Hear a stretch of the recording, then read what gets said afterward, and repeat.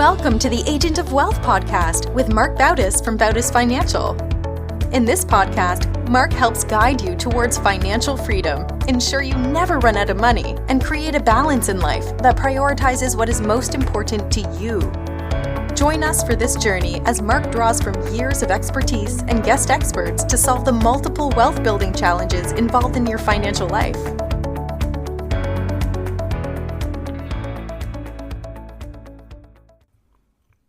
Welcome back to the Agent of Wealth. This is your host, Marc Bautis.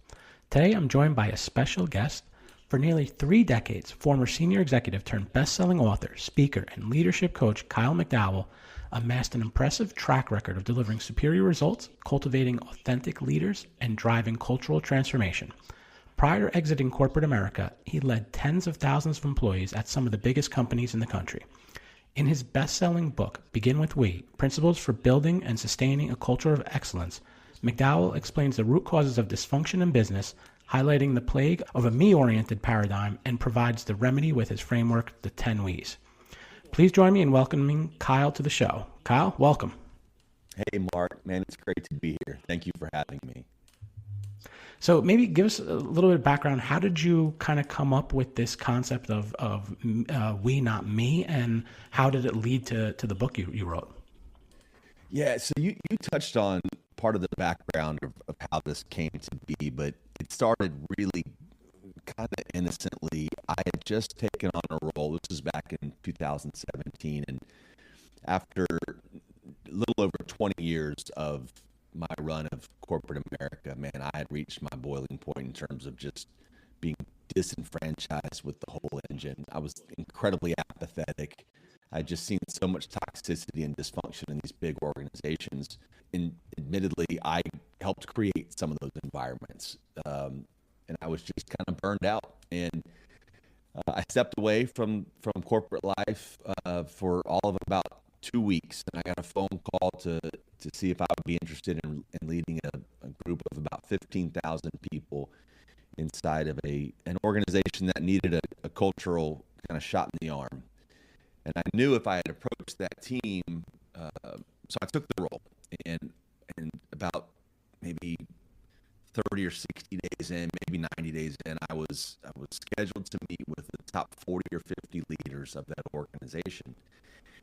And I knew the night before my first interaction with this group, but after a couple of months of observations, I knew we had some problems. And I knew I needed to be a little bit different than not only what they had seen, but different than what I had led, the way I had led historically. I knew this was my chance to kind of be the leader I never had and really just see if I could drive change in a really authentic and genuine way, because I had not seen that done throughout the course of my career. So that evening in Lawrence, Kansas, in my hotel room the night before, I just took my laptop out and put it on my lap, and I was still wearing that day's suit and started typing to create a PowerPoint that I would share with the team. And Mark, it was about 2 hours later, I stared down at that screen, and I only had 10 sentences.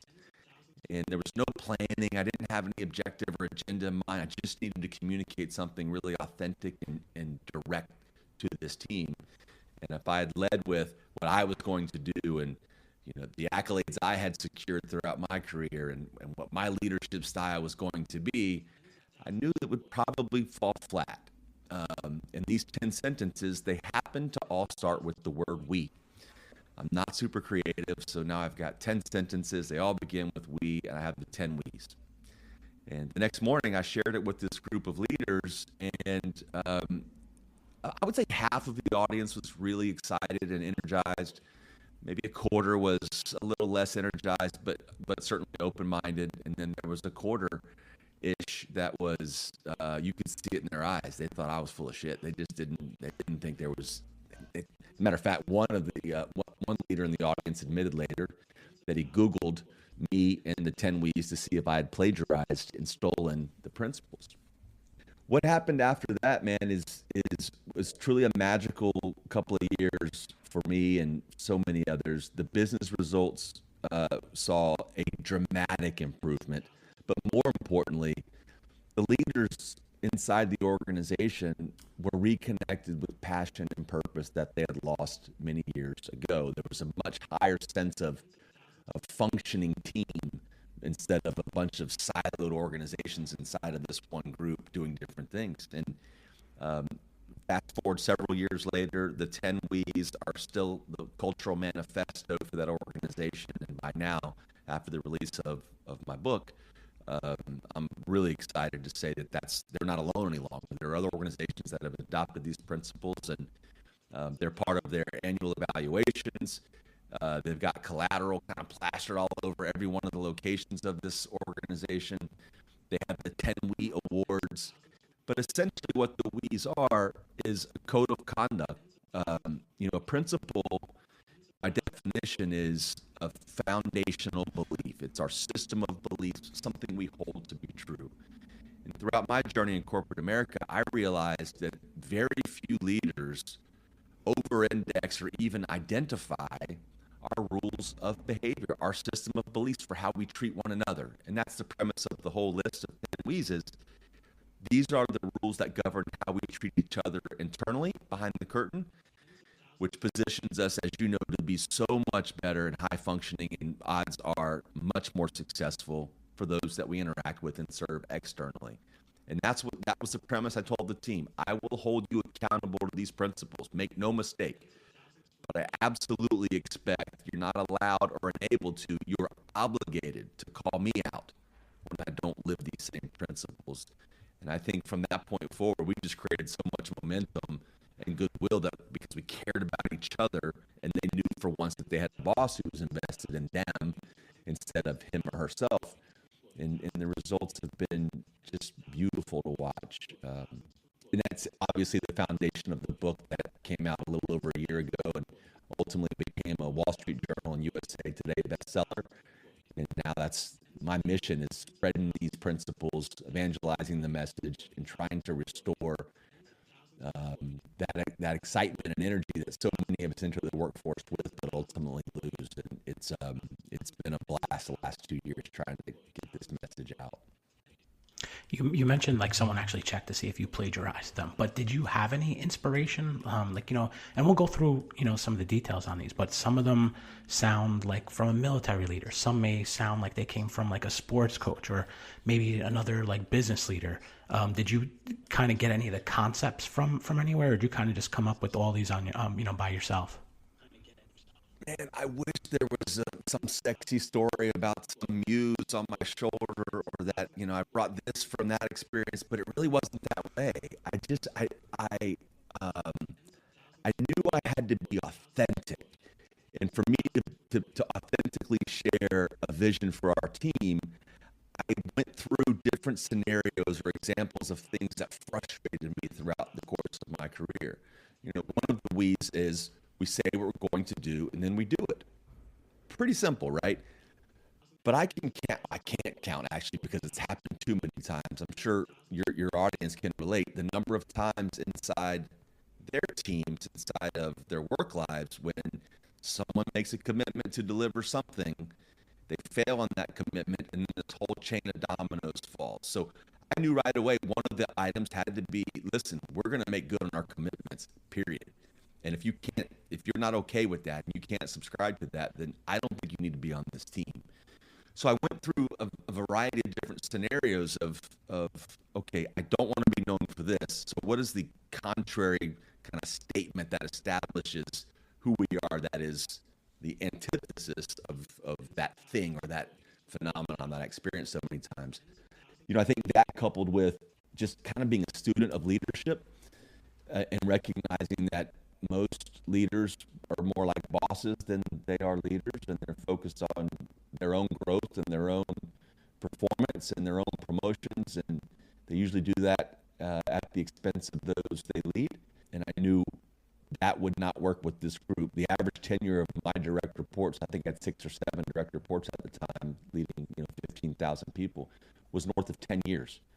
So they had seen it all. They had heard it all in this exact role. The gentleman who had the role before me had been let go unceremoniously, and I believe the woman before him was also let go. So I just knew it had to be something that would resonate with them and more focused on them and less about me, which was a real turning point, not just in my professional life, but also in my personal life as well. The way that these principles have changed so many people, including myself.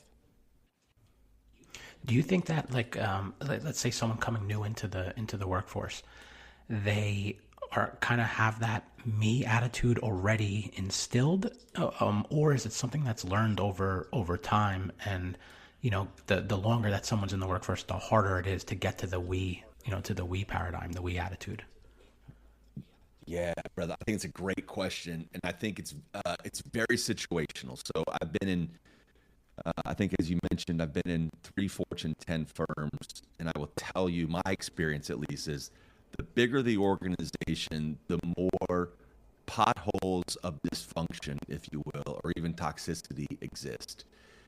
And also the connection between how much we care to what we do and about what we do every day becomes harder and harder to see, because in these massive organizations, you can kind of keep your head down, stay off the radar, not do a whole lot of work, and still get your 2-3% increase every year. And it's maddening to those that do care and do want to make a difference. To answer the question more directly, I think every organization has pockets of trouble, some more than others.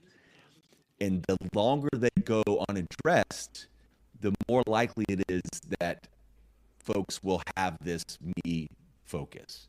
Because if the leaders at all levels, and I don't mean just people leaders, I mean leaders in general, someone that wants something better for themselves and the group, the leaders can only run uphill against momentum from the top if the top's not embracing it and pushing in another direction for so long.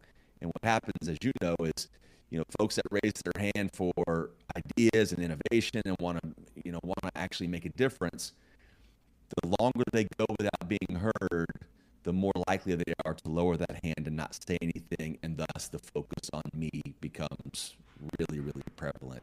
I think, and I've seen it, man, not just in my own life leading inside of the corporate world, but since I've written the book and I do speaking and coaching now, I've seen such a dramatic change from folks who never realized, okay, if I set aside my own personal agenda and I focus exclusively, Marc's on my team, if I focus exclusively on Marc's team, exclusively on Lori and Julia and other people on if I want their journey to be better than it was, and I'm trying to put them in a better position than they once were, by definition, their life and their impact is touched and it changes.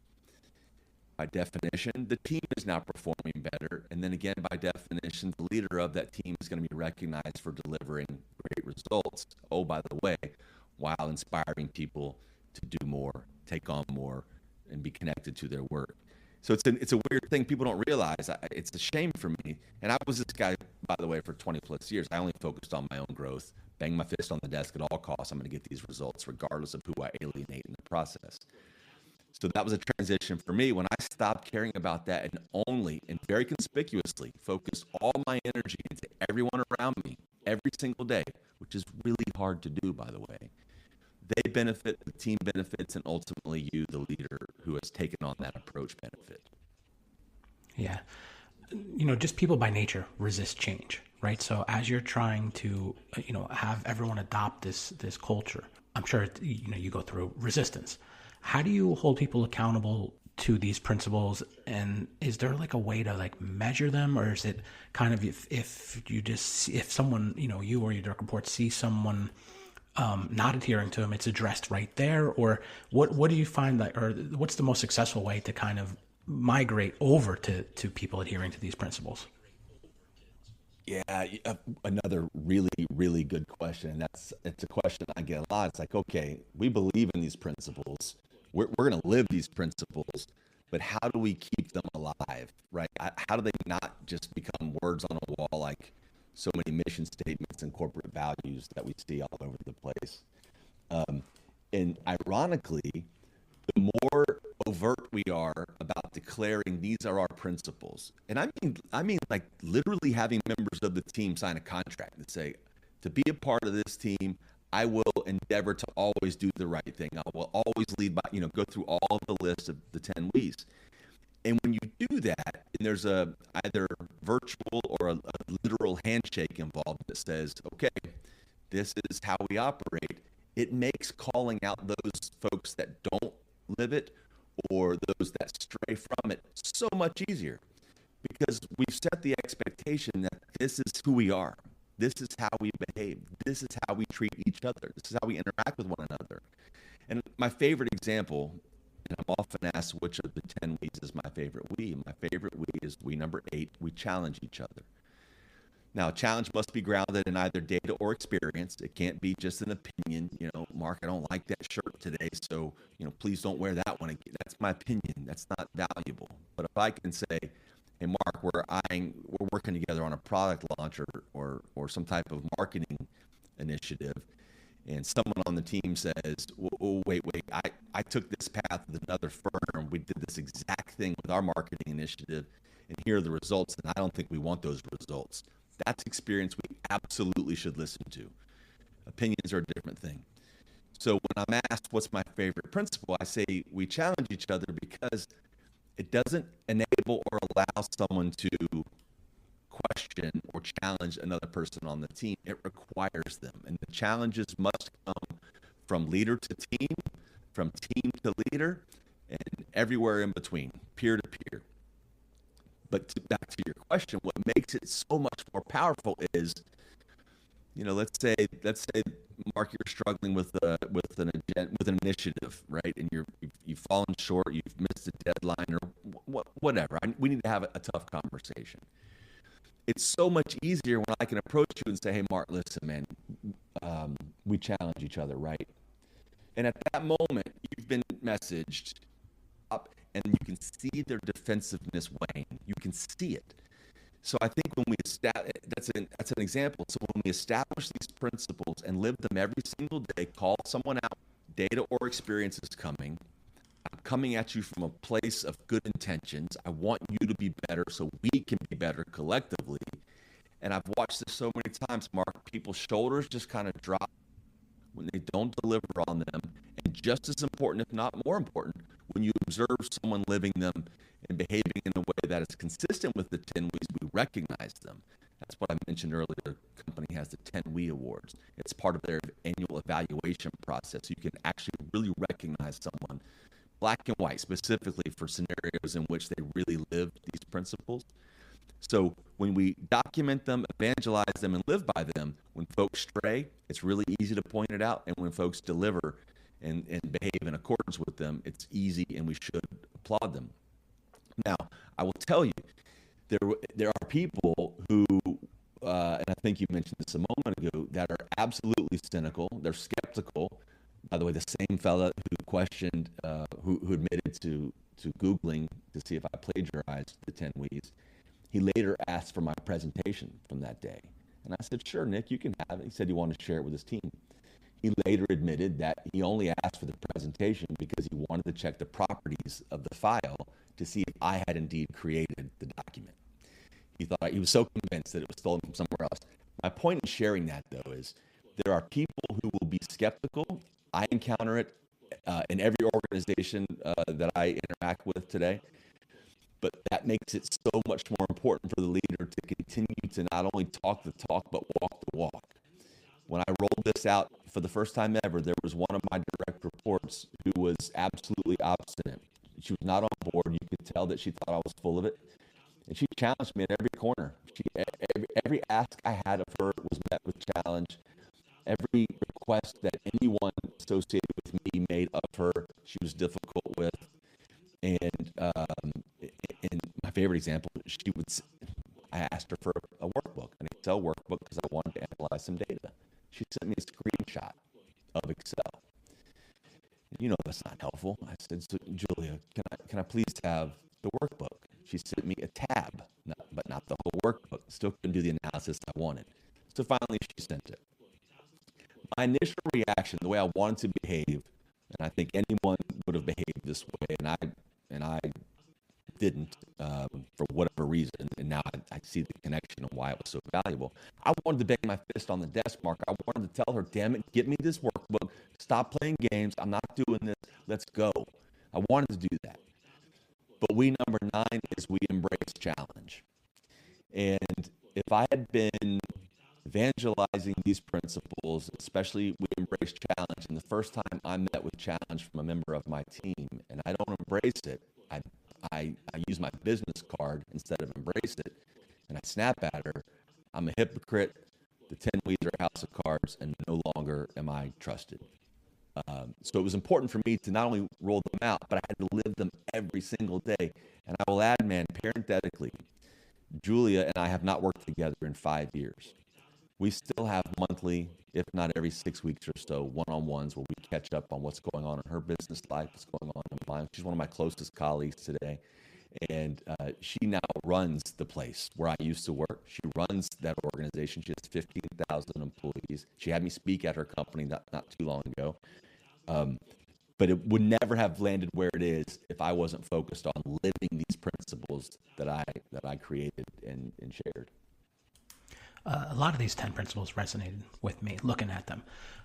My favorite one, and I really like the first one you brought up, is we say what we're going to do, then we do it. Because I think that is one of the quickest ways to, if you don't adhere to that, it's one of the quickest ways to lose trust in someone. But I really like we obsess over details. Details matter a lot. It's another on that theme of kind of trust. And in what I've seen is like, you let's say it's just something simple like a spreadsheet, and your numbers may be off just a little bit, and they might not have any relevance to the end result of whatever you're trying to do on that spreadsheet. But if someone notices that they're off there, what else is off in things that you do in your daily work? So I really like that one about how important details are. So true. And in a world where the difference between good and great, average and exceptional, and frankly, the difference between you choosing product A or B or vendor or provider A or B, the difference can be very, very slight, very slight. So obsessing over details, I happen to think, is almost synonymous with how much we obsess over our clients, those that pay our bills. But it starts behind the scenes. And I earned this nickname of the shredder because my teams would prepare presentations either that I would need to take to a client or maybe take to the president of the division or whatever. And brother, if I saw different font from one page to the next, different margins, different colors, I kicked it. I never, ever would move forward with that. My team got so annoyed with it, they said, okay, let's give it to the shredder because he's going to shred whatever we send or whatever we show.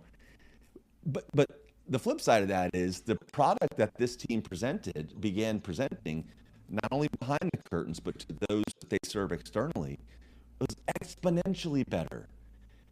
And if think about it this way, some people like to say, well, it's just the details, don't sweat the details. I think the details are what make the product. That's what make us who we are, make us better than those in our space, those that we compete against. So, and I should add, by the way, man, I was very purposeful to make we obsess over details the very last principle. Because the first 9 they start off a little kind of, I admit, they start off a little rainbows and unicorns. The first one is we do the right thing, always. But once we get to 10, those things are behind us, and it's time that we're going to put a bow on this, and we're going to really strive for excellence, not perfection, but excellence. And that was my intention for that principle. On that theme of perfection, number 5, we own our mistakes. We aren't judged by our mistakes. We're judged by how quickly we remedy them and if we repeat them. I think that one is obviously real. I mean, they're all important, but that one I think is really important because we're humans. We're going to make mistakes. And I think we're kind of, brought up under this, cover yourself, make sure that, and so people will kind of try and bury their mistake or try and hide it, when in reality, people will respect you more, whether it's a client, a teammate, someone, if you own it and figure out how to fix it. And I think that one really hits home as well. So you nailed it. That's exactly why that principle exists, because it is incumbent on the leader to create the environment in which someone feels comfortable enough and safe enough to raise their hand and say, I made a mistake. And it is the team member's responsibility to own the mistake. And by the way, the leader must own his or her mistakes as well. Otherwise, there's this degree of relatability that's lost, and trust is really hard to secure. But you said it so well, and it's exactly what I accompany that we, when I'm on stage, is to say, we are not judged by our mistakes. I genuinely believe in most scenarios, we're not judged by our mistakes. We're judged by how quickly we remedy those mistakes and if we make it again. So we want our teams to feel comfortable raising their hand to say, listen, man, I blew it, because they know they're not going to get beaten over the head with that mistake. That's the message there. And we all, I think, if you want to improve, if you want to innovate, if you want to be better than we were, we've got to own mistakes, because those are essentially just opportunities for improvement to make us better. How do you see the teams having the most success getting these principles implemented? Does it have to be from a top-down approach, or can someone who maybe is not the leader of a team but wants to implement change or really likes these principles, how would they go about kind of getting a team to adhere to them? Yeah, and so I get this question a lot as well, and I'm always really careful in how I reply, because I'm not naive to the fact that in some organizations, many organizations, if an employee comes to work and says, hey man, these are my principles, these are how I want to operate, and I think everyone around us should operate this way, that's a really hard thing to accomplish. It's not impossible, and you can start small. Your neighbor, the cubicle person next to you, or the person in the office down the hall, you can create momentum on your own. But unfortunately, it is easier for traction to be had and a momentum to be gained and a movement to really start when it comes from someone in a quote-unquote position of authority. The risk with that, though, and where I spend a lot of my time lately, is there's this really it's kind of ridiculous thought that a leader thinks he or she can come to work, say, I read this fancy leadership book that some guy wrote, and here's who we are now. We're gonna live by these 10 principles, and then they go to the next meeting and behave exactly the same. And then they don't lean back into the principles. They expect others to live them, but they're not living them themselves. And then ultimately, the whole thing, as I said earlier, becomes a house of cards. So it's anyone can and should endeavor to live and lead with principles in mind. I happen to think the 10 W's are a really fantastic set of principles. It does become a little easier if you are in a position of authority and you live it and lead by example every single day. And the momentum that can be gathered coming from a position of authority is wonderful. Now, I will say this as well: it doesn't have to be the most senior person. If you're a supervisor of 10 or 15 people inside of an organization of 1,000 people, you have an ability to influence those 10 or 15 people, right? And then your neighbor, a peer of yours, sees how your team is performing, how you take care of each other, how you look out for one another. The results are improving. Your attendance is better. Your attrition starts to curb. Your peers will notice that. What the heck's Kyle doing over there, man? I want some of that. And that's how you create that groundswell. But it does have to start with one person. It typically seems to be a little easier if it's someone who does have a group of reports. Yeah, makes sense. And in addition to with implementation, have you seen most people having, or most organizations having success if they do it kind of how you did it with, here are the 10 principles we're going to adhere to, versus trying to implement these over a period of time, maybe one or two at a time? Yeah, I have to say I've not seen any one approach work better than another. So I'm working with a client now who sent the book out to a few hundred employees, and I'm joining them every other week to walk through each chapter. And I'm not naive. There will be people in those sessions that have not even opened the book, which is fine. That's the purpose for us to go a little bit deeper. And I've also worked with clients, including when I was still in the corporate world, where we just kind of rolled them all out at once and said, "Here's who we are, and let's go." I think either can be successful, but the differentiating factor or the catalyst for either of them being the most effective is the person, the leader, the person who introduces them. Because, man, as I mentioned the Julia story earlier, it's really anybody could walk in and hang a bunch of letters on a wall and say, "This is who we are. Like, let's behave this way." But when they don't live that, the team sees it, picks up on it, and then you're actually worse than if you had never introduced the principles at all, because they realize that you've played them in some ways. But if you unveil them and live them and use them in your daily vernacular, like include them in memos. Every email I send, Mark, the word "we" is capitalized, capital W, capital E. So I conspicuously, kind of, and almost to a fault, I am on my soapbox with these because of the results that I've seen and the impact that it's not only had on my professional side, but my personal life. And by the way, that is one unintended byproduct of this book that I never anticipated. I've had complete strangers reach out to tell me it's changed how they approach their family and friends, and even go as far to say it changes or has changed how they're raising their children, which is about the most damn humbling thing I think I could ever hear. Mm-hmm. Wow. Yeah. Do you see organizations use these as part of like formal performance processes, or do they set any kind of like measurement goals on them? Like I look at number 4, we take action. Taking action and making a mistake is okay, but being idle is not. And I'm looking at that, you can probably measure that some way. Or do you see people kind of more at like a high level, did you adhere or not adhere to these 10 principles? A combination of both. And here's why. I know I've seen this a lot. Organizations become really enamored and married to their mission statements, their corporate values, and they view these principles as a replacement or threat to those values and mission statements. But that's not the case.